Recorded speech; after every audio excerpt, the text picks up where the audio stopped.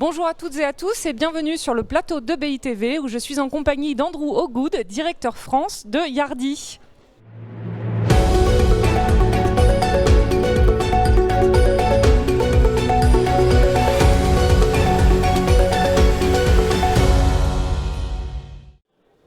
Andrew, bonjour. Bonjour Héloïse. Alors comment s'est passée cette année 2022 ? Écoutez, d'abord je vais juste, pour ceux qui ne connaissent pas Yardi, Yardi est leader mondial dans les logiciels pour la gestion immobilière. On est présent dans 80 pays. On continue notre développement en Europe et surtout en France. En France, on a 50 clients aujourd'hui. À cette époque, donc comment ça s'est passé cette année? À cette époque, l'année dernière, on était 3 au bureau de Paris. Maintenant, on est 10. Donc, on a un bureau full service avec des sales, des consultants pour la mise en œuvre de nos produits et nos logiciels et surtout de l'assistance, donc le support en langue française pour mieux accompagner nos clients ici en France. On a également un service conformité qui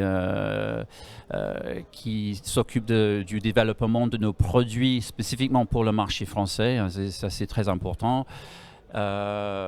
Et voilà, et ça c'est renforcé par nos groupes utilisateurs. On a des clients qui se réunissent souvent pour également piloter le développement de nos produits en France. Donc on est à CEMI aujourd'hui, on a une grande présence à CEMI. On a un stand au 3e étage, donc ravi de vous rencontrer ici à Paris. Et qu'est-ce qui a évolué d'une manière générale sur le marché ? Écoutez, on vit aujourd'hui, nous vivons aujourd'hui dans un monde post-pandémie, et on sait bien que la pandémie a eu beaucoup d'impact sur le marché de l'immobilier. De toute évidence, il y a des secteurs qui sont mieux performés que d'autres, mais ça a permis d'autres secteurs à se réinventer ou au moins avancer dans la transformation. Donc, prenons en compte par exemple les bureaux. Donc, c'est un secteur qui a bien rebondi depuis la fin de la pandémie. Mais maintenant, les employeurs sont obligés à attirer ou encourager les employés à venir au bureau. Donc, ceci a entraîné de la technologie. Donc, on a déjà des apps pour les locataires pour attirer et fidéliser les locataires. Mais maintenant, il y a des apps également pour les employés, justement pour les encourager à venir au bureau.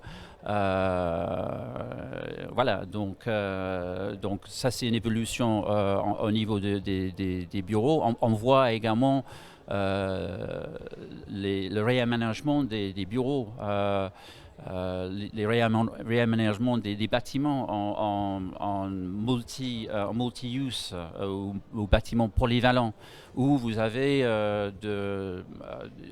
des bureaux résidentiels et commerce dans les mêmes endroits. Donc il faut la technologie pour pouvoir gérer les sous-secteurs d'abord, avec toutes leurs peculiarités, mais avec une vision globale sur l'ensemble pour avoir une vision. Pour gérer cette mixité en fait des usages. Exactement. Et on voit aussi l'avancement des espaces flexibles, donc le flexible space. Et donc, il faut la technologie pour gérer tout cela. Donc, à la fois pour le marketing, pour mettre à disposition le bureau sur les sites, mais également pour les clients qui ils ont besoin des apps pour commander les bureaux, les services, etc. Et les opérateurs pour gérer tout cela. Et puis bon, il y a d'autres asset classes, logistique par exemple, qui a très bien réussi pendant le Covid. Maintenant, ils ont besoin des logiciels et de la technologie pour gérer des grands portefeuilles. Et puis, une chose que j'ai remarqué aussi, c'est la pénurie en fait de logements étudiants en France. Et ça attire les investisseurs.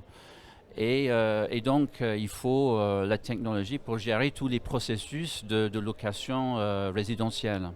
Très bien. Et sinon, à quoi, selon vous, va ressembler le marché de la PropTech? Écoutez, je pense que la PropTech, la property technology, ça rentre dans une période un peu compliquée. On a les 10 dernières années, on a eu des conditions de financement très favorables, et ça, du coup, les sociétés PropTech ont un peu explosé. Donc, il y a beaucoup de sociétés PropTech qui souvent spécialisent dans quelque chose de spécifique.